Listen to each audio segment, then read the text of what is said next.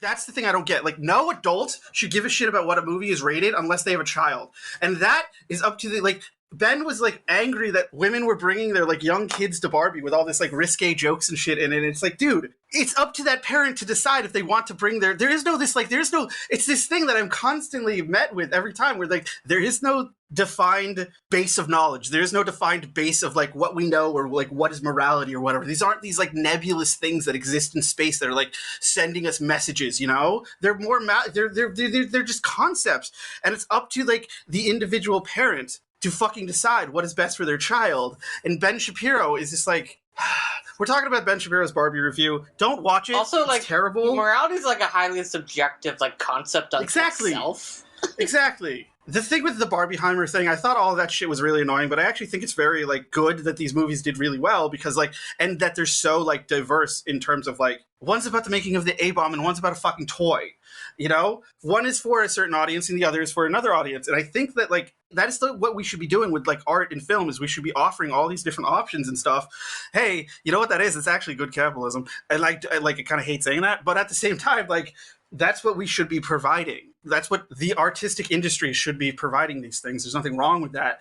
But then Ben Shapiro has to show up and say anything and ruin everything. And, like... The marketplace of offering Ben Shapiro opportunities to give himself, like, lobotomies. Yeah, I just get, like, don't watch the Ben you probably have, but don't watch Ben Shapiro's Barbie review. It's pretty bad. He doesn't know what he's talking about. He's a shit. Like, the other thing is he couldn't pick up on the metaphor that, like, what's happening in Barbie world with the Barbies taking over and oppressing the Kens is literally what happens in the real world with the patriarchy. Like, he couldn't draw those connections together. He assumed that the movie just hated men, and it's like, dude, that's not what a critique of patriarchy is. It's not just hatred of men. It's so much more nuanced and more complicated than that. And he's unwilling to, like, actually engage with what seems to be, like, I haven't seen Barbie, I have to be honest, but what seems to be, like, a kind of a rich text that has a lot to say about the patriarchy and like, capitalism and all these fucked up things that, like, do oppress women in our society through the vector of what is considered the most famous toy for girls, what is considered this, like, aspirational figure. I actually think that's a really fucking clever thing to do, and I kind of give a little bit of kudos to Gerwig and Baumbach because they found a way. This is what's really happening in the industry is nothing makes money anymore. If you just didn't know, nothing makes money anymore. That's why everybody's on strike now, because nothing makes money anymore. So we can't pay anybody, except for the CEOs, of course. So what happens, it's like the previous decade, it was all comic books, it was all video games, it was all this shit. Now we're just to the point where it's like, oh fuck, what else is there? So now it's just brands. And so what's happened is, like, the mainstream industry is just like, this is what we can give you. We can give you a movie, we can give you the Barbie movie, but you're allowed to do whatever you want with the Barbie movie. And it's the same thing with, like, Blackberry. Like, Blackberry is, like, an honestly, like, hauntological, like, haunted movie about this rise and fall of capitalism and, like, how we just completely forgot all these people that were probably more influential in the development of the smartphone than we think, but they're, like, in the dustbin of history now. And I thought that was fascinating. I thought it was a fascinating examination. It was basically like, if the social network was about the failure of MySpace, I thought it was a fascinating examination of that story. And I think filmmakers can do something interesting within this place. It's just Ben doesn't understand why it's happening. He thinks it's wokeism. He thinks it's feminism. He thinks it's all this bullshit. And it's just like, of course, because he's bought into the system and he supports it. And he wants the system to be held up and propagated, because if it is, then it means he's always going to be on top. Which means he's never going to see the world for what it is. And so You're saying, you said Ben Shapiro being on top, and I'm sorry, I just couldn't stop laughing at that idea. I mean, again, like, I really, like, because again... Well, look out, baby. I'm coming in. No, that's exactly. No, because thank you for saying that, because I really want to stop talking about Ben Shapiro. Is, like...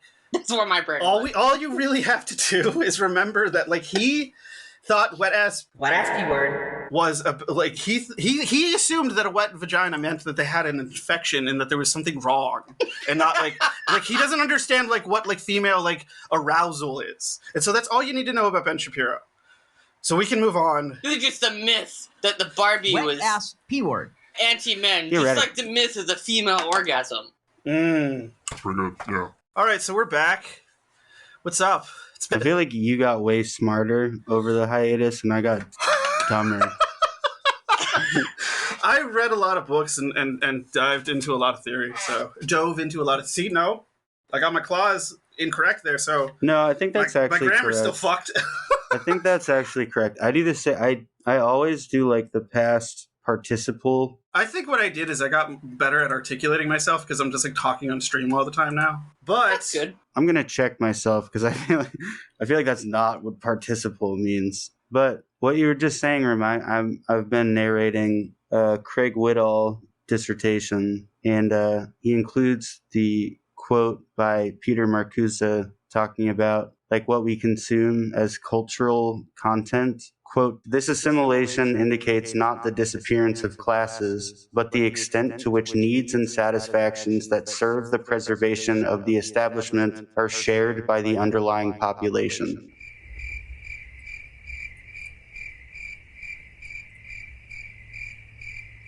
wait, say that again? I didn't hear that. I was chewing way too loud. I'm sorry. And then I forgot I was muted, so I was just saying say that again, and I realized, oh shit. We haven't done this in a month, folks, okay? Say it again. Say it again. Say it again! No, I literally was like, say it again. And I was like, wait, say it again! And I was like, oh, I'm muted. Oops. Okay. I will pay attention this time. Sorry. This is in regard to the integration of the proletariat into the culture of consumer society. Quote, this assimilation indicates not the disappearance of classes, but the extent to which needs and satisfactions that serve the preservation of the establishment are shared by the underlying population.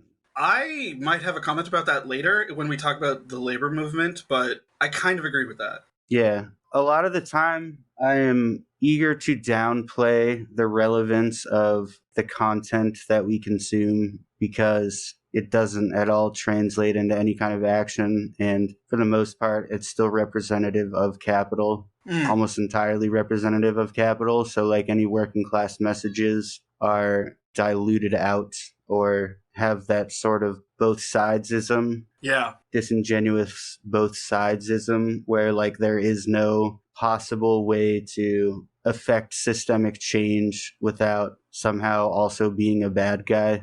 Or like, if a story like depicts a capitalist force as bad, even if there's like a possible antagonist that's like anti-capitalist, it's also somehow bad in its own ways. Well, Yeah. what it reminded me of, I'll just say it now, is that like I was having a conversation with my therapist, whatever. And we were talking about like the labor movement now. And we were talking about the fact that like there's kind of a bit of a cratering that happens where like the labor movement kind of goes away for a couple decades. And it's because like this is true to a degree. Me and my therapist have different politics, and so but anyways, like conditions got better for everyone. And as long as everybody can fucking like get a piece of the capitalist pie, most people are happy with that. And it's an unfortunate reality of the world, you know? That is That's what it reminded precisely me what of. this dissertation is about. Basically, we're going to need to have like an alternative theory for revolution wherein the proletariat are not this like focal point, because even the proletariat has lost its own sense of proletarianness. Of being proletariat? You can just say of being proletarian, really. The working class doesn't have a sense of itself, doesn't have any class the context myth of for like the middle itself. class has been like saturated to Yeah. a critical mass to the point where everyone just thinks of themselves as like middle class. Also, the fact that working people, I think I'm poor. I'm the one who thinks that. Anyway, sorry. especially working people who are old enough that like they were angered by 9/11, you know, and were able to like derive a strong sense of like nationality from that. This isn't like an age thing, but it is definitely there are generational trends that like coincide with class consciousness. And I really think like there's a sort of cutoff around Gen X-ish where like Yes, exactly. yeah, it's just like we've grown up with a culture of American exceptionalism, but like only the part of it that is very easy to interrogate. So, sorry, Bindy's like, as soon as I start talking, she just like runs up on me and starts rubbing her gums on my hands so I can't do anything with my computer. I got sidetracked, but I think this is where I was trying to go. As American imperialism continued to shape the political and economic landscape around the world, the narrative about who to blame for our discontentedness had to continue shifting from black people to communists to foreigners, etc., until there were no adversaries left but ourselves. I think this accounts for a lot of Trump's purchase on the campaign trail. He gave a large chunk of the public the permission to offload their resentment without endangering the supremacy of capital, machismo, whiteness, or patriotism. But for those of us who don't revere any of those qualities, we have to overcome self-resentment either by beating the odds, and thus our class allies, or learning how to exercise the muscle of class consciousness on our own. So I guess the argument would be that in addition to decoupling consumption from material security, if we want to successfully implement the still applicable aspects of orthodox revolutionary theory, we have to circumvent the notion of proletarian identity. Well, I mean, like, the other thing that we've been fed is this, like a culture of abundance in America as well. And I know this was mentioned on Chapo, like, 2 weeks ago, but, like, I thought this was a really fucking great point, is that, like, either you have to be a top earner or you just don't get healthcare anymore, you know? It's true. It's fucking true. Like, there's no abundance anymore. America was never really built on abundance.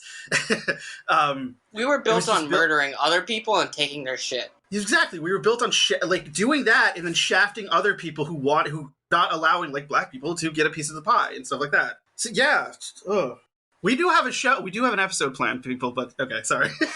I still think it is worth saying that all of the labor rights that people have taken for granted are just the holdovers from when FDR was really scared of the Communist Party. And the more that that's faded away, in addition to the dissolution of, like, the end of the Soviet Union, as, like, there's no there's no, like, alternative. There's no, like, we have to keep a certain standard, otherwise we kind of start losing ground ideologically.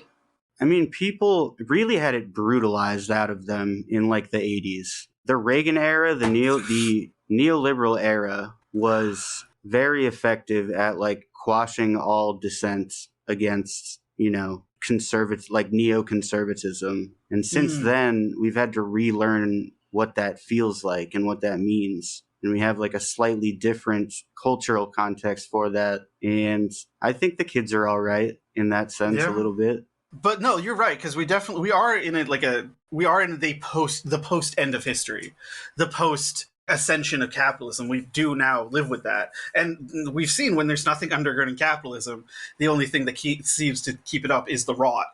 But you said the 80s and Reagan, so I have to play this sound clip. I'm sorry. It's the 80s. Do a lot of coke and vote for Ronald Reagan. That's from Mystery Science Theory 3000. It's from the Hobgoblins episode. Thank you. That is, like, one of the funniest riffs they've ever done. So yeah, so I think that was, like, a huge shift of the Overton window, because in the 70s, people were, like, very openly hostile towards American involvement in Vietnam. And just a decade later, there was just a full-on, like, police state, dissolution of all the unions, blah, blah, blah. I mean, I think a big part of that shift as well is, like, getting rid of the draft. So, like, it all comes back to, like, being able to, like, shunt off your problems onto other people. Like, with the draft, the reason the anti-war movement was so successful is because it was in the immediate material interest of millions and billions of people. Like, you get rid of the draft, and all of a sudden, it's no longer your ass on the line. I listened to, like, a deprogram episode the other night. It was like, the U.S. is, like, a country full of people who are just kind of, like, tuned out because they're not immediately facing the harm of the consequences of, like, the decisions they let happen. I noticed this in talking to my colleague. Like, Americans don't have any distinction between material security and the value form. Like, oh, go on. This sounds fascinating. I was talking to my weekend coworker, and, like, he could not conceptualize the idea of having your basic needs met through either subsidies or the public sector, and then having, like, to the extent that markets would still exist, that would be, like, the leftover part where you get to make consumer choices, you know? He does not know how to separate the idea of, like, food, housing, education from bullshit that we consume for fun. He did not understand that the dollar itself is not where we derive sustenance. We just have these little pieces of cotton or numbers in a system somewhere. We treat them as if they have inherent value, but they don't. Yeah, it's kind of like, I get in this argument sometimes with people about why we need to make food free. And the immediate counter argument I always hear is, well, then how do we pay for the people who make the food? And I'm just like, Yes, that's what he was saying. I was like, dude. And at that moment, I'm literally like, what the fuck are you talking about? The main thing that people need to live is covered. Food. We pay them with free food. What the fuck are you talking about? Yeah, he was saying who's going to pay for the housing. I was like, we already have people. There are 27 vacant houses for every homeless person in this country. There is supply. It's like Christ. we live in this bubble of like artificial scarcity. Maybe we do live in a culture of abundance. Jesus, wow. I said to him, like, there was a time before humans exchanged money for goods. Like, there was a time in which we collectively labored for the success of the group. You know, we took care of people who had injuries. We raised children together. We hunted together. We loved together. We laughed together. We lived together. And he was like, nah, man, they always, I don't know where you get to a point where you can convince yourself that, like, people were always exchanging money. That's a relatively new phenomenon. Well, people have always been exchanging something, but yeah, like, the paradigm of money is new, yes. But, like, that thing is labor, you know? Yeah, bartering. Yeah, exactly. Like, that's like when people are just like, well, what about the barter system? I'm just like, barter system is a separate thing that has nothing to do with capitalism or cash in and of itself. So what are you talking about? No, you're right. Like, we have flattened history where, like, it's human nature to be greedy. It's human nature to, like, want all these. It's like, no, it isn't. I read an article that, like, was from 2017 today from the New Yorker that is about, like, when you have power, it, like, fucks up your brain. It, like, rewrites the fucking neural pathways in your brain. 3 or 4 years ago at a working group meeting. Oh, well, yeah. Multiple times. I don't know, man. Like, it's just, we have flattened all of our understanding of, like, history and science and politics and philosophy into this just, like, self-perpetuating machine that always feeds back to, but capitalism must bear on, you know? It always goes back to that. It's fucked up. But line needs to go up. Yeah, exactly. But it's not even just the end of history. It's also the beginning of history. Like, that's the part of it that's really uncomfortable for me. To be like, things happened before you were born, you know? Oh, I have no anxiety. Oh, man, I have the opposite. Knowing that things are going to happen after I die fucks me up all the time. Oh, man. Anyways, let's get into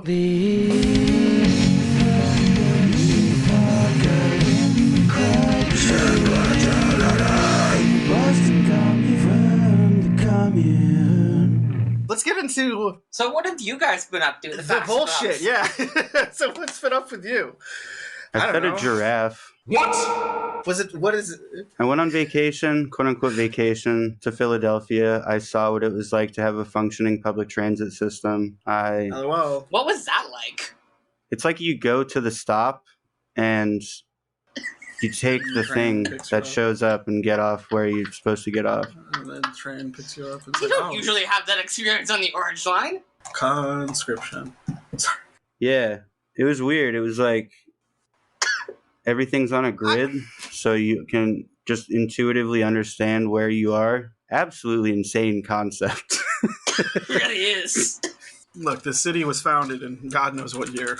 Boston was founded what year?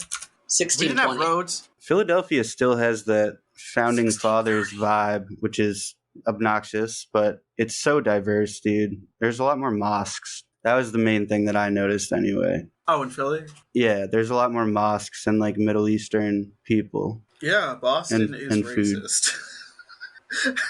Boston is diverse, but it's like diverse No, but in it's this. still racist.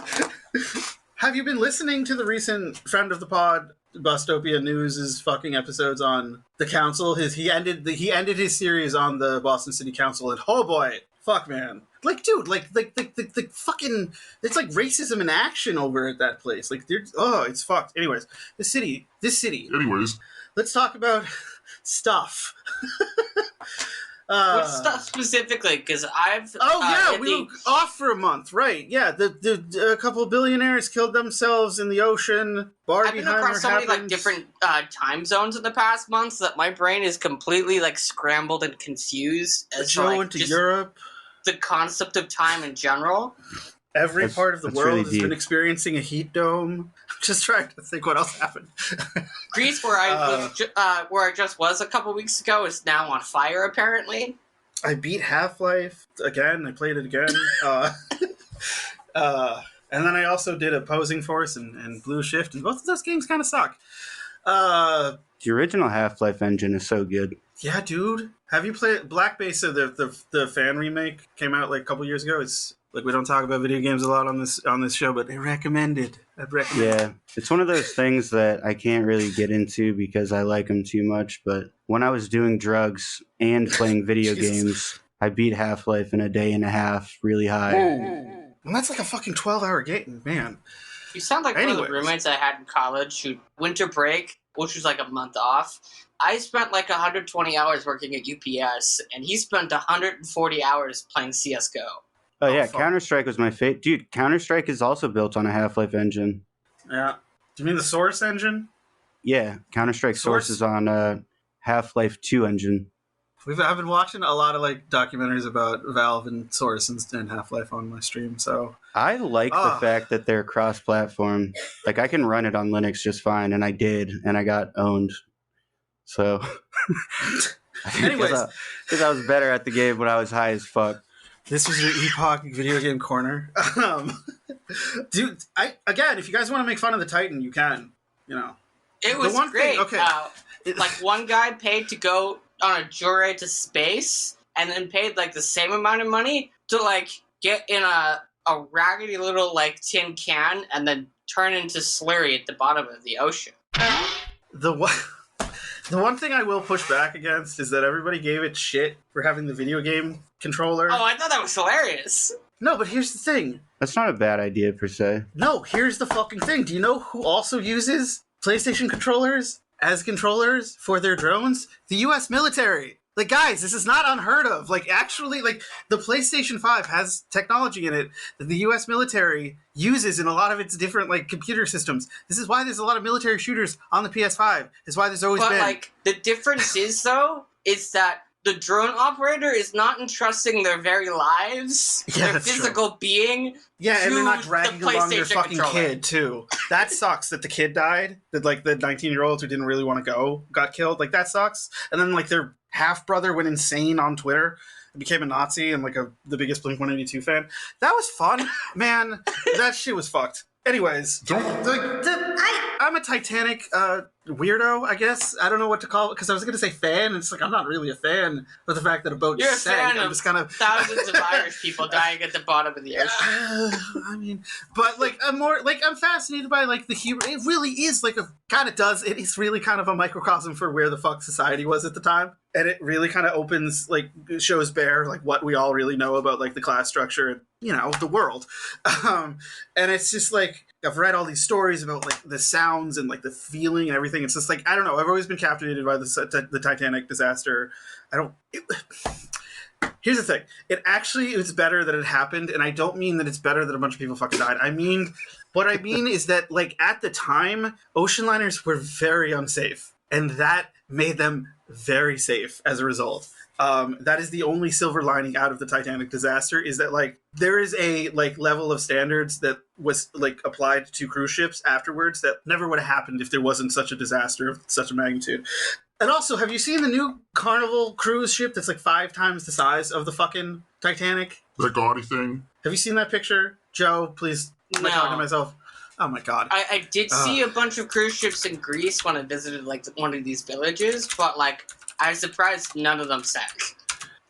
I'm gonna find it. I gotta find the image, because the image is what you need to see. This is close enough.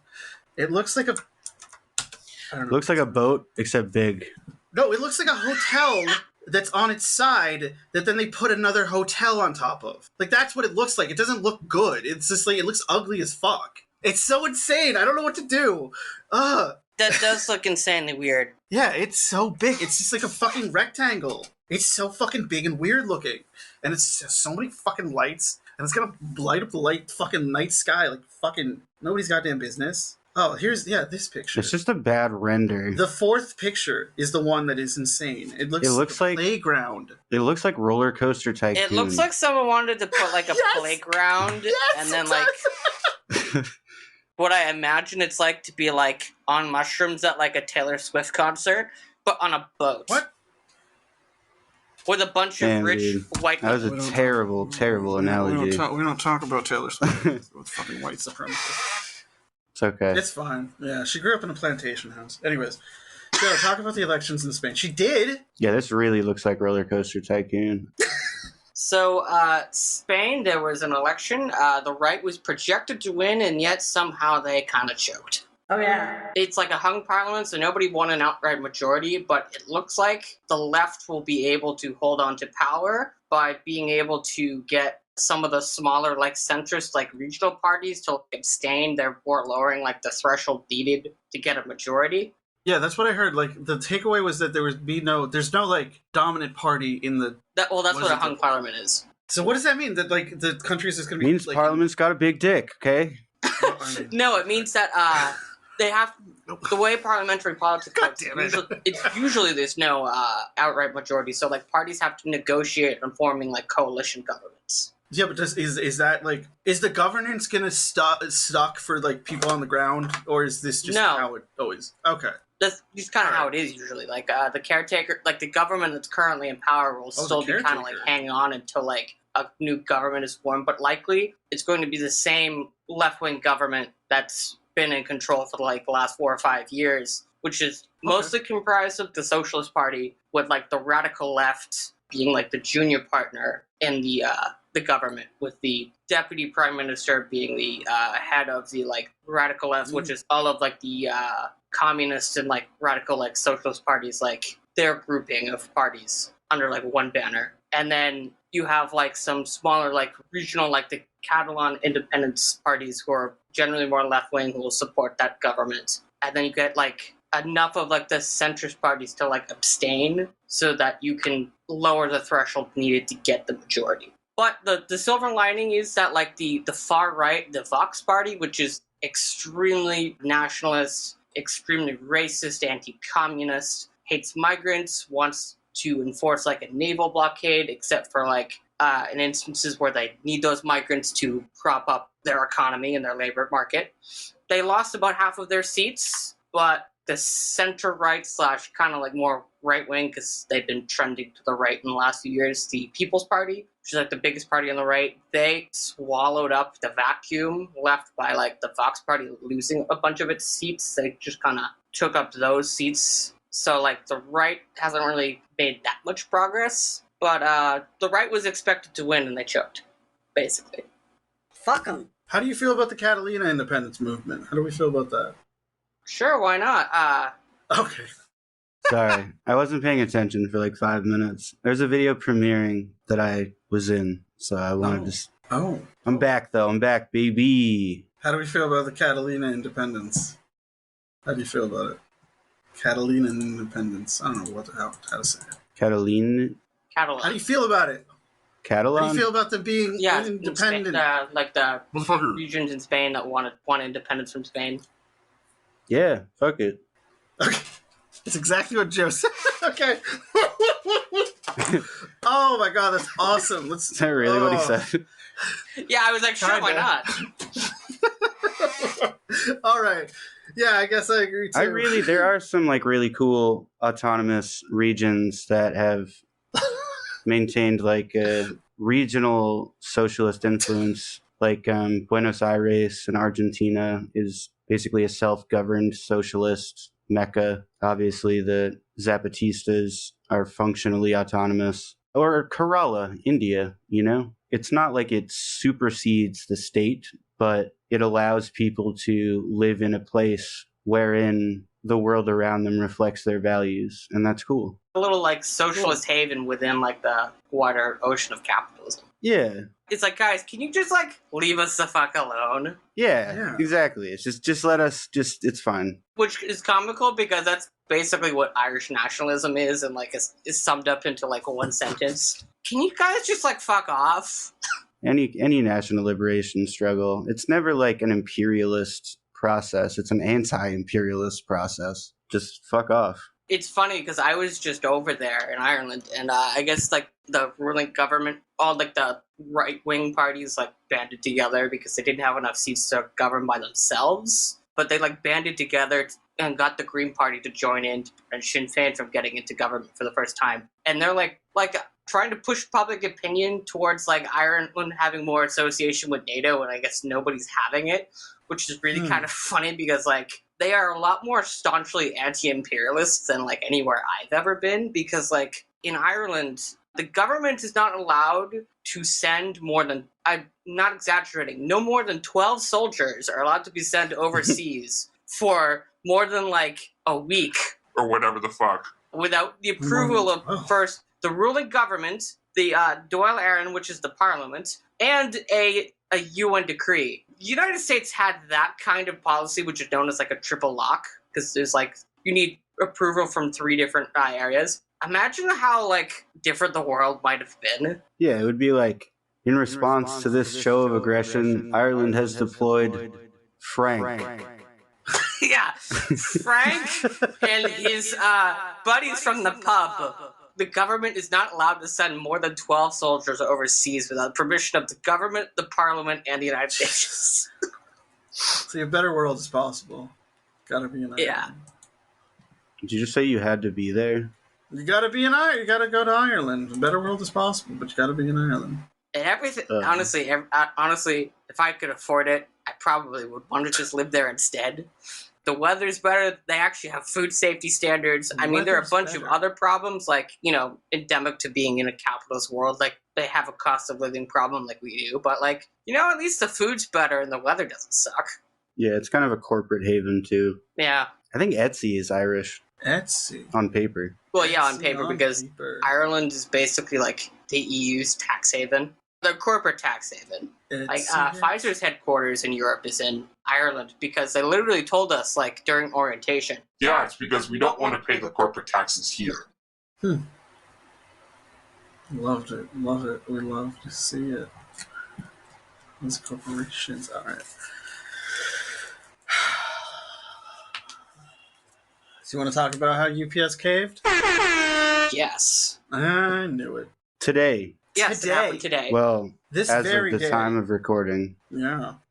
So the contract was set to expire next week on the 31st. And it's actually really funny. News of the tentative agreement, UPS's stock like tanked. So it's like, it's good to see how investors feel about having to fork over a lot of extra money, because this is like night and day compared to when I was there during the last contract, where the union was basically rolling over and beating us up for the company instead of actually fighting the company like they're supposed to.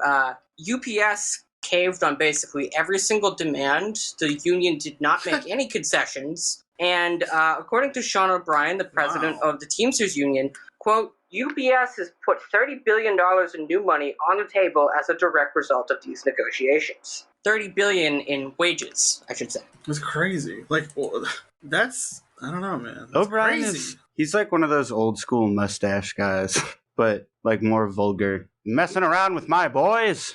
Yeah, I'll give you the quick one too. You want to take this outside? Not giving us a good cost of living agreement. Let's take this outside any day. Let's go.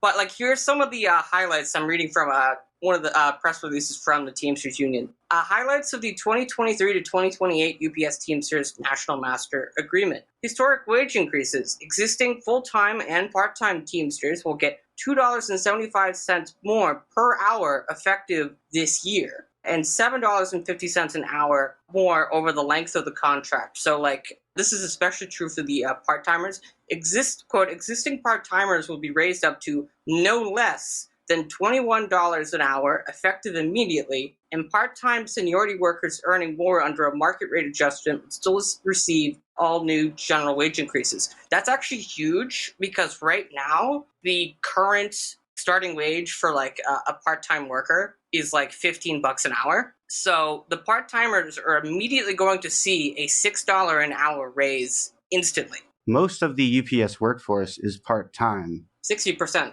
That means like the workers with the most to lose, comprising almost half of the labor force, in solidarity with the part-timers, refused to work if the tier system was upheld.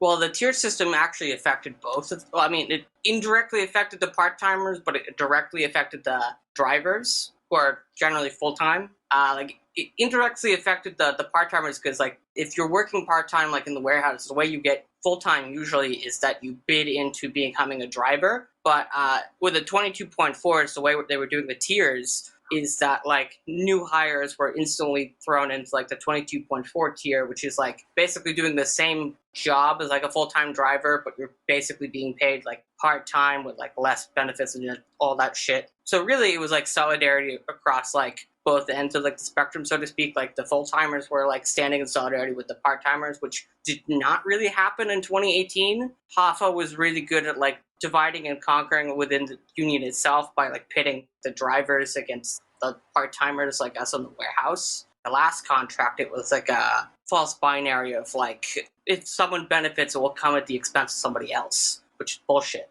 I don't understand how that hurts full-time drivers. Well, the thing is, with the 2018 contract, 55% of us voted it down, but then they kicked the goalpost for like what was needed to vote down the contract. I'm kind of counting the 22.4 as full-timers because they effectively do a full-time job, but they don't get the benefits and the pay of a full-time job. Yeah, they're still classified as part-time. Like, that is my point. Yeah. But if you are on paper full-time, that doesn't change necessarily how much work you do, but it does change how much money you make. Yeah, that's kind of what I'm saying, but just like in a slightly different way. There's a bunch of other bullet notes, like the concessions that the union got out of the company. General wage increases for part-time workers will be double the amount obtained in the last contract. Existing part-time workers will receive a 48% average total wage increase over the course of the next 5 years, which is the life of this new contract. Wage increases for full-timers will keep the Teamsters the highest-paid delivery drivers in the country, improving their average top rate to $49 an hour. Granted,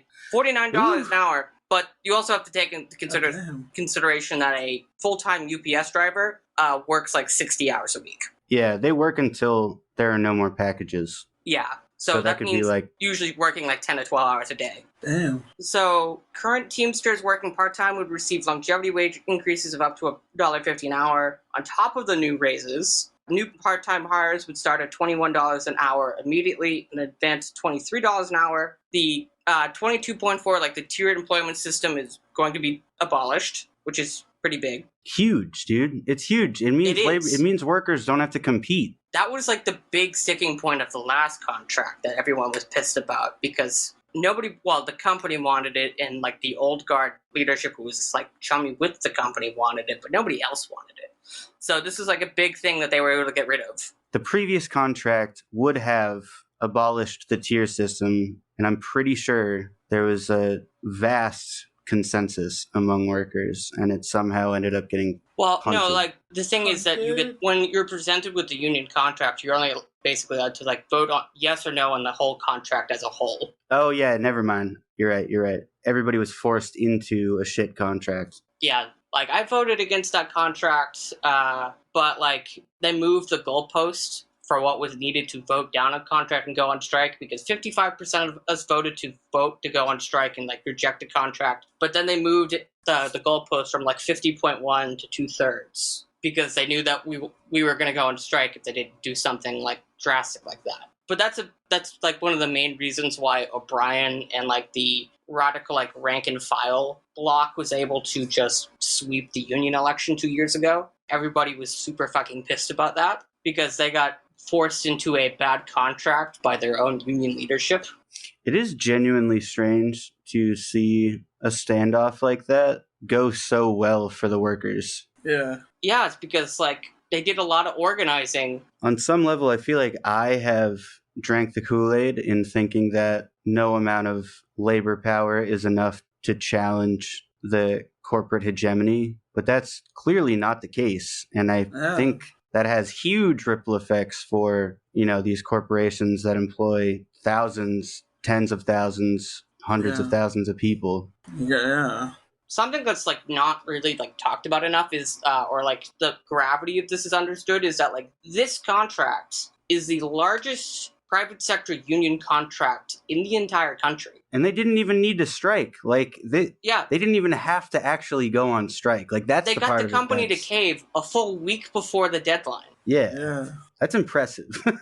Crazy. Despite the fact you have like the entire media class being like, oh, it will cost like $7 billion a day. This like abstract thing of like, some crazy yeah, shit. and Yeah. the company made like $100 billion last year. So like, if their labor for the space of 10 days is somehow worth 7, it's interesting. Like my grandmother, who voted for Reagan twice, intuitively was able to figure this out. Like, yeah, the company should be paying them more. Like, they can afford it. She definitely hates black people. Actually, she's kind of one of those people who, like, I'm talking about, like, kind of tuned out for, like, a long time or whatever. Like, I was in Greece, and she came of age in, like, the early 60s. So, like, decades of propaganda. But, like, she was reading this book on, like, the Dust Bowl about these, like, migrant workers. And the story is about how basically, like, the only people willing to help them were communists. Yep. And then, like, the FDR administration did the whole kind of, like, rounded them up because they were communists. And, like, she read this book, and she's like, I don't know why they would want to arrest all these communists. They were the only people trying to help these people. The light bulb just switched. She's, like, almost 80, and she was able to figure this out just by reading a book.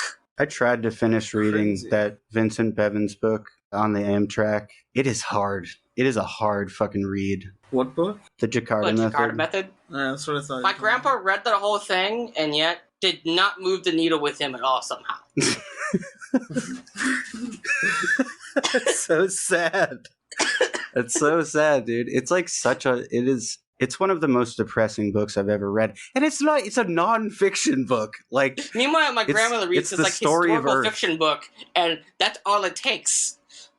Yeah, I guess we got to make communists more sympathetic. Yeah, but other things in this contract, safety and health protections, including air conditioning and cargo ventilation, will be equipped in in-cab air conditioning in all larger delivery vehicles, Sprinter vans, and package cars purchased effective January 1st. All cars will get at least 2 fans and air induction. All UPS Teamsters get Martin Luther King Day as a fall holiday for the first time. No more forced overtime on Teamsters drivers' days off. Drivers would keep 1 of 2 work week schedules and could not be forced into overtime on scheduled time off. UPS Teamsters will have priority to perform all seasonal support work using their own vehicles with a locked-in 8-hour guarantee. For the first time, this is actually huge. I worked 4 different peak seasons. I can tell you the significance of this. Just ask my right hip from how fucked it is from all those years of working like 100 hours in 1 week. Part 2 of this episode, we will interview Joe's hip.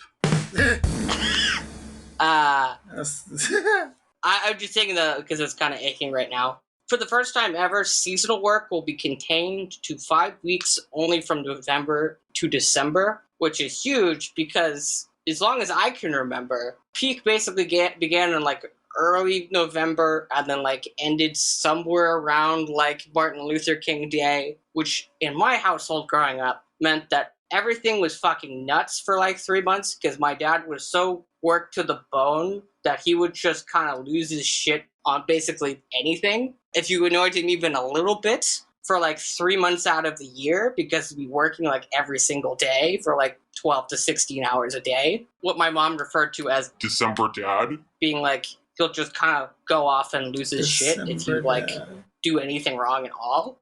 Because he's just like fucking exhausted. To me, that was the most cynical part of the reporting on any labor struggle is the framing of like, what about Christmas? What about the important American tradition of Christmas? What about the poor UPS drivers and their seasonal workers like me who are working like 100 hours a week? There are people who can't fucking eat. Yeah. You're talking about like your Christmas presents are going to be late? Fuck off.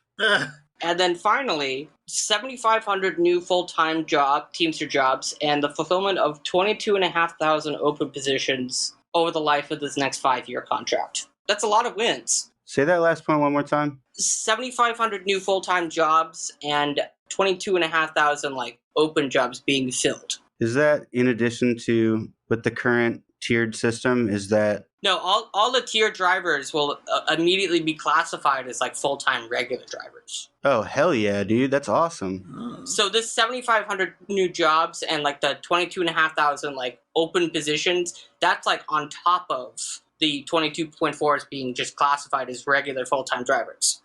Dude, That's crazy. that's really Hell cool. of a victory. So, yeah, they got the goods. And you can too. Yes, to piggyback on that a little bit, there's a bunch of labor strikes going on everywhere, basically.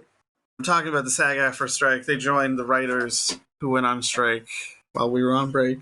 And yeah, I don't know, it's the end of movies. It's the end of Hollywood. It is cool to see that there are some big name actors who are like donating lots of money to keep the strike going. That is nice. Because probably wouldn't be great for them to show up on like the picket line, but you know, like The Rock giving 7 figures worth of money, like the biggest donation that any strike fund has like ever gotten or whatever, like single donation from one person, like that's pretty good. Based. So yeah, solidarity.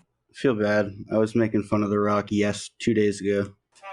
Whatever. I take it Who back, cares? man. I take it back, bro.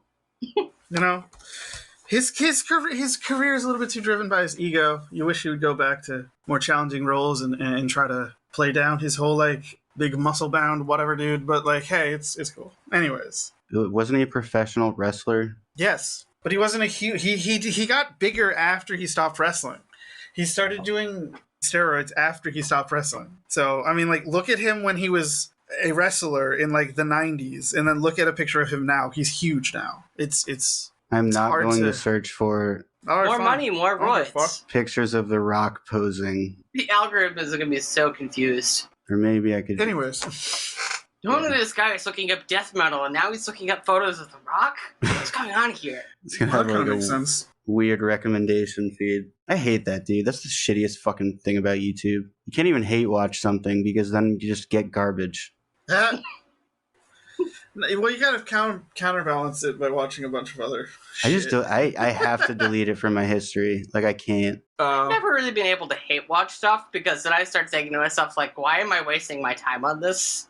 By the way, YouTube, fuck you for removing all of your watch later functionality. What am I supposed to do now? Every single Man. time I add a video to watch later, I have to manually add it to a thing called watch later that is neither has the functionality of a regular playlist nor shows up in my list of playlists Huh. unless I expand it. What the hell? Like, I I understand feel that. like this is discrimination against ADHD people who have, like, no sense of object permanence. I feel like this is a problem I don't have.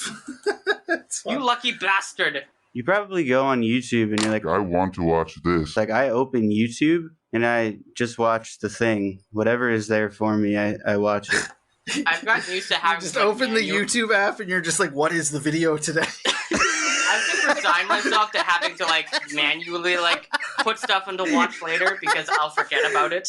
Oh my god. That's so fun. I don't know why, but it's like, that is exactly what I do. But it's so funny to hear somebody else say it. Okay. Why do you do that? You just do, okay, whatever. I just watch my subscription feed. But like, if I don't manually add everything to watch later, then like, I have to manually watch all of my subscriptions by like going back to it and then clicking on it. That's extra steps, dude. Real first world problems, yeah. Yeah. The world's on fire. How about yours? Are you trying to tell me Cambodians don't deal with the same? I mean, they probably deal with the same problems if they're using YouTube, but like, I mean, whatever. Solidarity, Cambodia.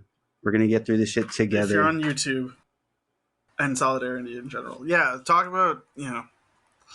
Fine. So, I was in Greece about a month ago. Now it's on fire. How about yours? You walked out mom of town. What did texted you me do? Were last you night. smoking and you walked out of town? Just like threw the butt behind you? Yeah, you did it. He did it. My mom texted me last night in, like, the family group chat. She's like, wow, we were really lucky we went in June. It's like this article with, like, a video thumbnail of, like, the Isle of Rhodes on fire. And my grandma was like, yeah, we really were. And I'm like, Yeah, I was gonna ask you how all of Greece caught on fire, seeing as well, how- not all of Greece. Parts of it. Wherever you visited. No, it wasn't the place I visited, actually. It was a different island. Oh man.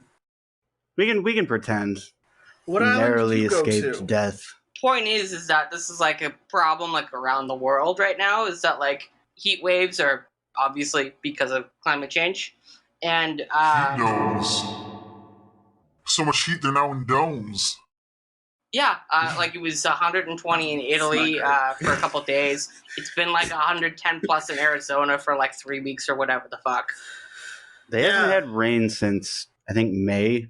What, in Arizona? Fuck, Yeah. that sounds pretty bad. Wow. That's... yeah, it does. Jesus. It's crazy. There's a bunch of storm chasers that, like, they're on standby for, like, the first monsoon in Arizona. So every day there's, like, a live feed, like, Possible monsoon in Arizona, dive storm chasing extreme. We're looking for any bit of precipitation in Arizona. Still haven't found it. yeah, it is so hot. Like, you can tell this when you look at... Never mind. I'm not going to get it. I want to talk about weather stuff, but... Do it. Speaking of weather... We're talking about climate change, dude. It's appropriate. Okay. Well, there's like in the Southwest, there's a pretty telltale sounding for what's called dry microbursts, which is basically like, it's severe weather, but the atmosphere is so crispy that, like, even if there is a downburst of rain, it evaporates before it hits the fucking ground. So, like, instead of monsoons, that's pretty much what they're going to get. So, like, it's going to rain without raining? Yeah. Like, it's too hot and too dry near the surface for the rain to touch the ground.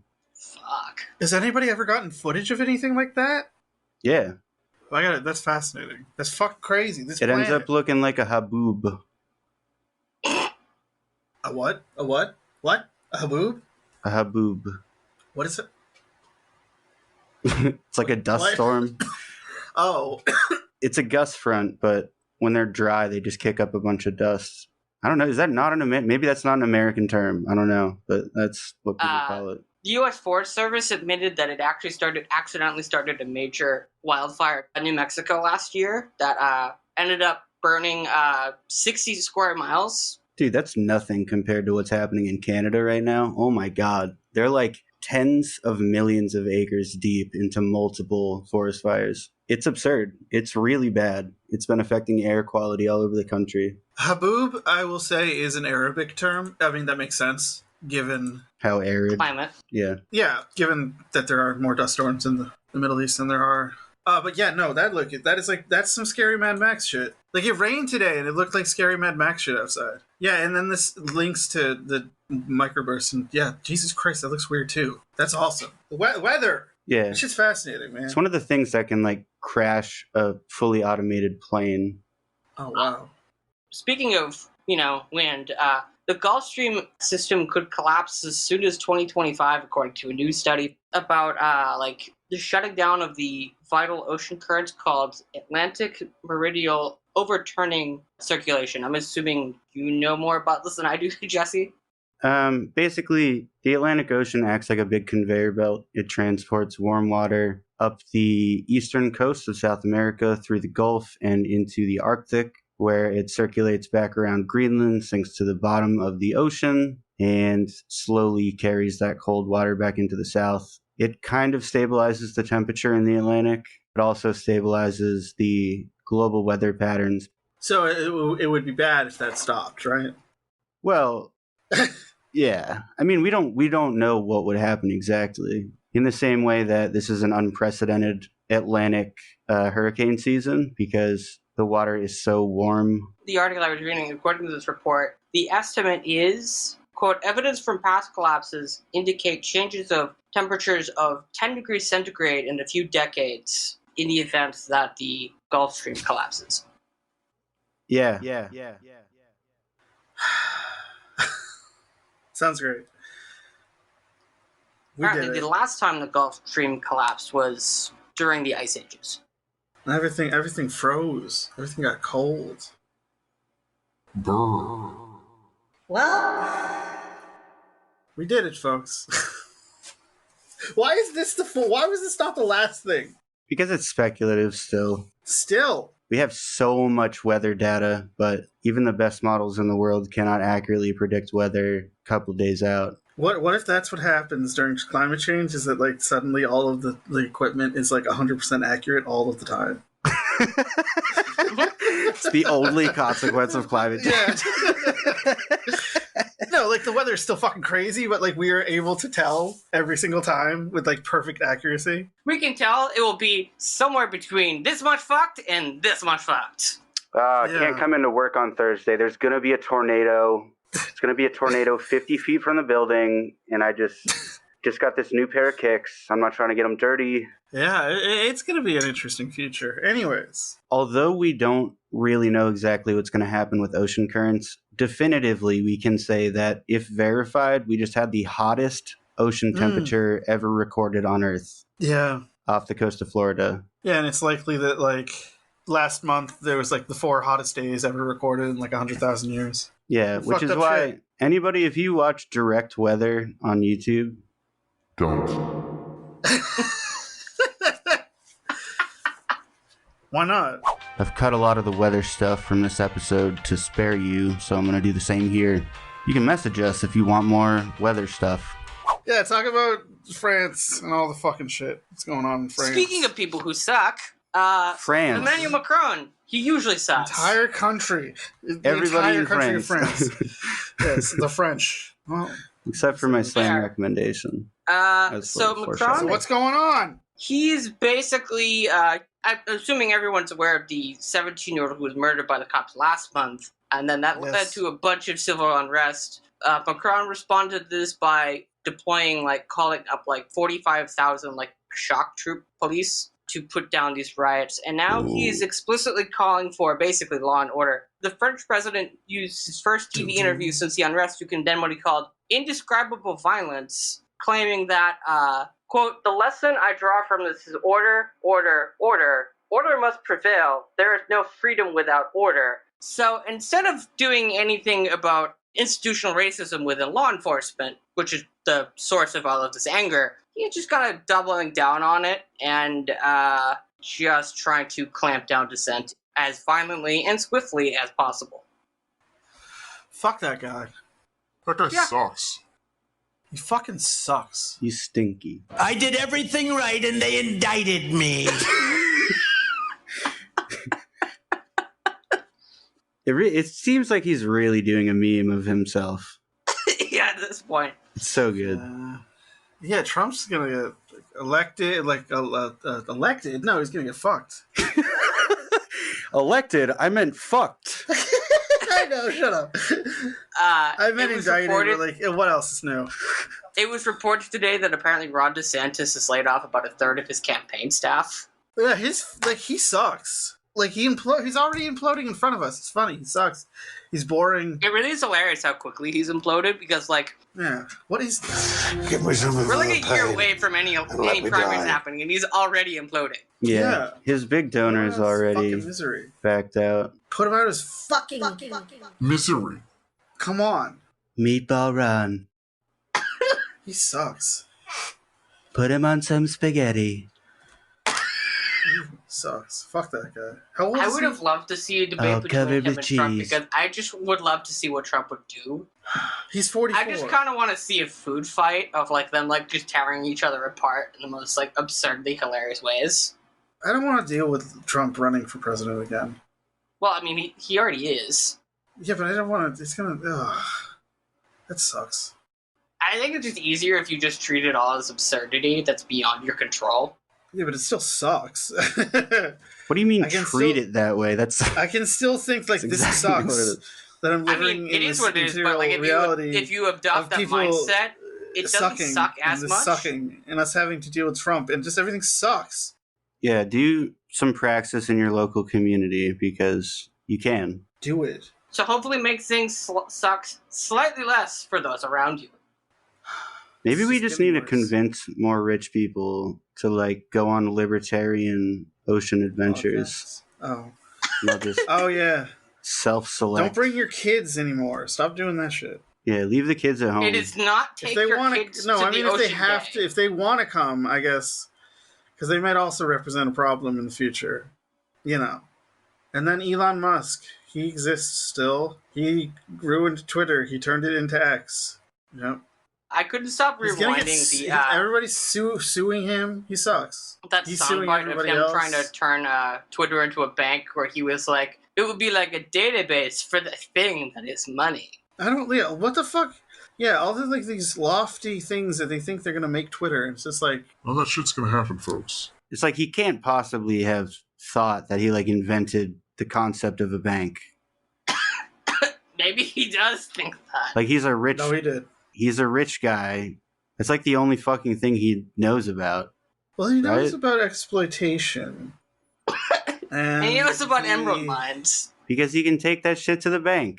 And he agrees with the people who say that LeBron's kid, who recently had a cardiac arrest, had it because of he took the vaccine. Because he and died of so- wokeness. He Well, got no, the because woke he, took mind the virus. because he took the vaccine. The kid's not dead, but he took the vaccine. So like Elon blamed the vaccine. So like Elon's just like a fascist piece of shit. I'm over it. Get off Twitter or X or whatever the fuck. If you're on that shit, then like you're basically saying that you support that motherfucker. I mean, It's no I'm longer really Twitter. on It's it for X. the It's fully his baseball. shit. He registered X.com. He And thought that- yeah. PayPal was going to be X.com, and they like basically kicked him out of the company because his idea sucked so bad. Yeah. Yeah, what it is like all and like here's the thing is how many people want one app to be this like central hub where they do everything, including like post and do their banking and do like shopping and shit. Like that's just like that seems exhausting. It's so antithetical to like the Linux modus operandi. Oh? Every specialist has their tools, and Linux is like a toolbox, and you fill it with the tools that you need. I don't want to have a bunch of bullshit that I didn't ask for. I agree. The first tenet of the Unix philosophy, as Unix was the precursor to Linux, is make each program do one thing well. To do a new job, build afresh rather than complicate old programs by adding new features. And I think that's what Elon's doing is he's just making a bunch of bullshit that no one really wants or needs. Bindi, stop growling at your brother. It's like every 2 days I remember that Threads even still exists. And it's a Indeed. thing that I can post on. And so like I'm on Threads and it's okay. And it like is some sort of like Bindi, sacroleum of the experience of being on Twitter. But Bindi, like I don't what know. are you even fucking growling at? We got cats causing drama on the show tonight. We got an angry cat. Maybe the cat's mad that we're talking about Elon. Bindi, shut the fuck up. Water temperatures off Florida soar above 100 degrees. Stunning experts. That sucks. So this is the end of this is the climate. It's the beginning of the end, gentlemen. What the fuck? I heard I that. heard that. That was loud. What the shit? Bindi's just being a b****. I love her, but she's kind of a b****. Yeah. And Threads is very slow to like roll out any sort of like new. They like finally just added a followers tab and stuff. It's just like I don't know. And they're like against putting on like trending topics and stuff. And it's like what the fuck? That's kind of the point of like you need that. Even like fucking Mastodon has that garbage. I don't know. And DMs. It needs DMs as well. But I think what they want people to do is go to each other's profiles and then go up to their Instagrams because that's how you get Threads. If you have Instagram, you can sign up to Threads. And I think that's how they want people to contact each other is through Instagram. I think the way Zuckerberg and Meta have done apps is pretty bizarre. So Yeah. I mean, we're talking about a guy who invested a lot of money in this idea of the metaverse. No one wants to go do their grocery shopping with like a VR headset on. certain people do. Messenger integration is so confusing. I feel like they had an idea for branding and never followed through with it, but they're stuck with like the domain name overlap. Yeah. You know what I'm talking about? Yeah, like everything, especially Messenger, feels like all of their apps, with the exception of Instagram and Facebook, feel like a half-realized idea. And it's weird. Where it's like it's supposed to be a modular thing and like you're just dealing with one module that never got plugged into the other thing. So like you're saying like they did like half an idea and they were like, fuck it. Yeah, exactly. They never got legs for their little virtual people. Half of a person, half of an idea. Oh my god. Oh. So that's the world today. It sucks. Like some annoying shit happened when we were gone, but now we came back and now everything just sucks. Well, except for UPS. That's good. No, that was great. We gotta end. I feel like we need to end with something positive. Does anybody have any positive developments? The auto workers strike. The auto workers will go on strike in September if they don't get a new contract. That's like 150,000 workers right there. What do you mean by auto? Like mechanics, or what do you mean? The United Auto Workers. Okay, what are they? Like, are they like? What are you That's talking? a union. Are they mechanic? Yes, but is it a union of who are the workers that they represent? Or like Workers at like the big three car makers in the U.S. Oh, okay. I was totally wrong about car that. manufacturers. Okay. Oh, that's cool. So Wait so a now second. America. I thought America's UAW was... not making any more movies, and then we're gonna stop making cars. America's shutting down. It's the end. We're gonna fucking Ron DeSantis. No, we're gonna elect Trump again. Sad little trumpet. He's gonna rule from jail. He's gonna pardon himself. See, it's nightmare future. I had like a Mandela thing. What? What? I said I had... Yeah, I know. What happened? I thought that United Automobile Workers was... I thought they were like operators, not manufacturers. Smooth operator. I have no idea why I thought that. Except that it was that way in the past. Yeah, but I'm pretty sure. Yeah, but no, like the and drivers they are changed it. Just the driver. Fuck with me. All right. I wonder if they'll bring up, the whole child labor in Ford factories. Oh yeah, they should probably. Yeah, some kid like 16-year-old died in a sawmill. This is fucked up. No, it was a poultry plant. That the Kid got like sucked into the machine while he was trying to clean it. All right, thanks for the details. I wasn't. Jesus, man. All right. I feel bad for laughing about that. It's. We gotta fix America, folks. We gotta fix it. Or let it rot. I don't know, man. Is it even worse, like, fixing? Can't we just, like, burn it to the ground? I mean, Start over? The rest of the world would be better off. yes.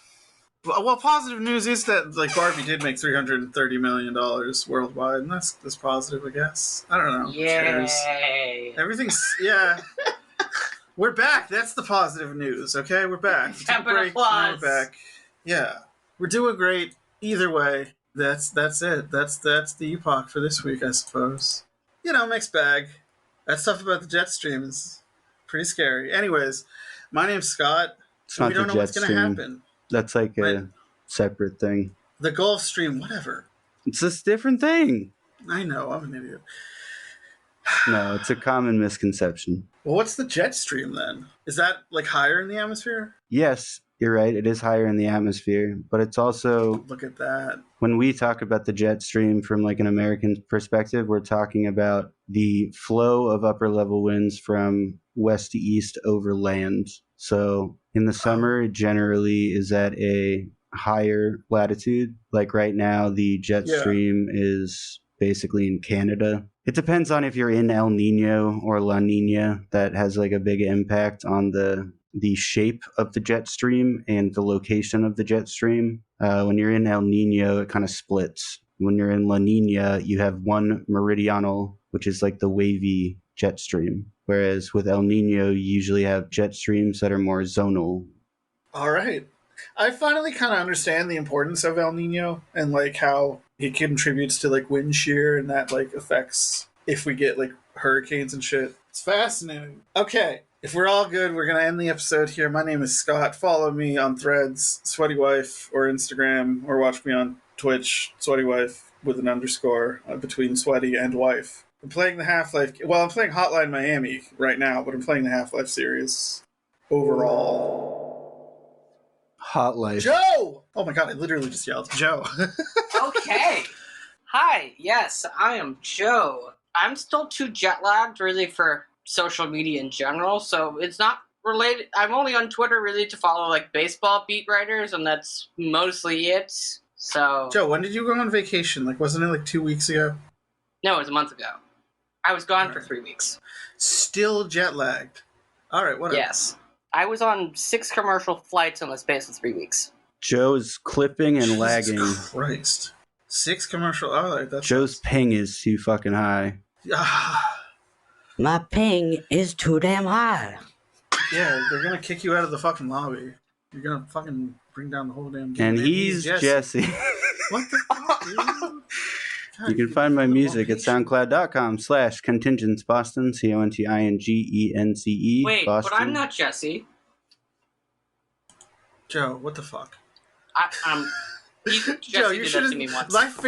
My face dropped so hard when you said that. Face drop. Ah. right. I have a slam recommendation. I don't know. Are you done, Joe? Yes. Sorry. Okay. Yeah. I have a He slam talks about stupid recommendation. baseball. He always talks about baseball. I'm sorry. My slam recommendation this evening is an album entitled Voracious Instinct. And the band is called DeathAwaits. Speaking of France, they are from Lyon. Oh shit, Leon the professional. And this single actually is done in collaboration with the vocalist of another European metal band that I love called Stillbirth. And apparently, this band, DeathAwaits, has some class-conscious music, which you can tell if you read the closed captions on one of their music videos. Because otherwise it would just sound like gargling, apparently. That was pretty good. Yeah. Pretty good. That's a ringing endorsement. Otherwise, it will sound like gargling. To me, it sounds like beautiful. It's like a beautiful Sinatra. Sonata, you got it. What's the okay? And what do I say now? Patreon at Epic Incredulity. You can find all of the stuff.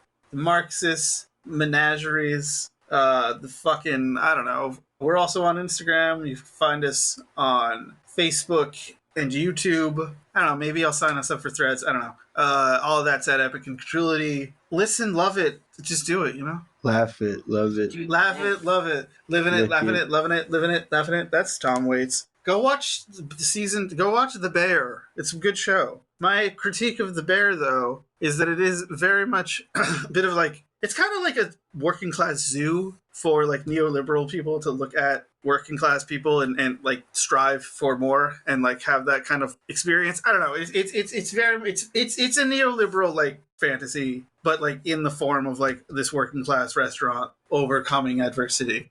The fiction version of Obama's show.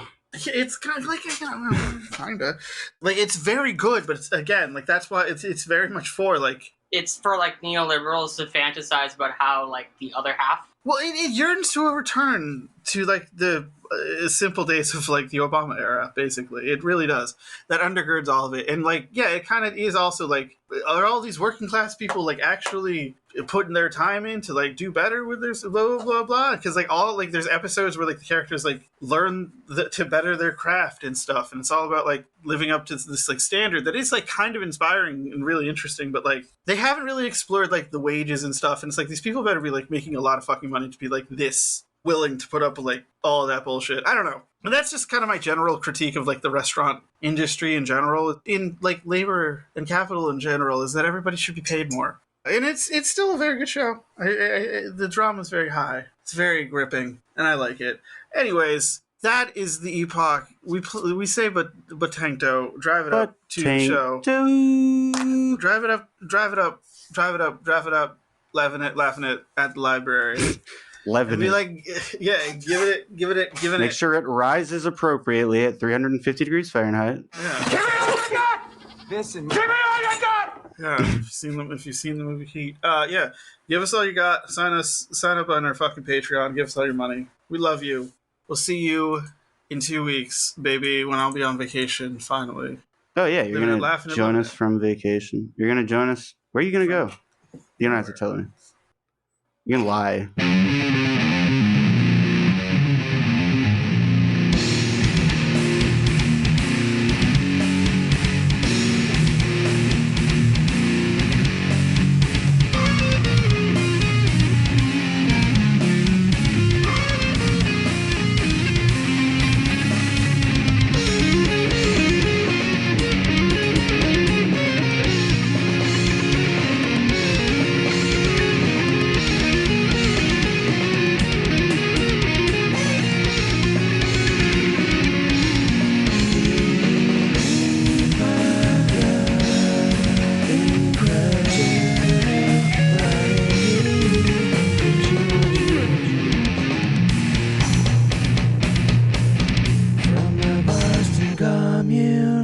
be living it, laughing it. Anyways, I want to stop saying that, and I want to watch Tenet. So have a good night. That was fun. Living it, laughing it. Love you. That's the end right there. End it. Big gay ice cream is the best. Oh my